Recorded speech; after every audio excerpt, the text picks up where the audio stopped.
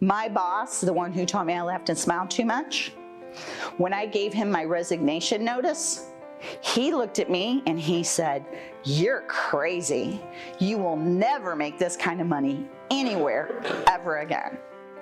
Now, that was back in 1997. Some of you weren't even born yet. So this might not sound like a lot of money right now, but I was making $55,000 a year. And you know what? I was so tired of being treated like a piece of dirt under somebody's foot, and that is exactly how I felt, you guys. I can't say it any stronger than that. Like a piece of dirt being ground down every single day in a soul-sucking job where they did not value me at all, literally would say things to me like, "Don't let the door hit your butt on the way out if you don't like it here."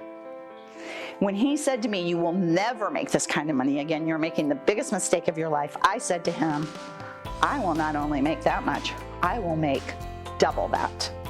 Because that's as big as I could think right then, right? Double that was over 100,000. And that was how big I could think. And you guys, I did it. I strove. I got to over $100,000.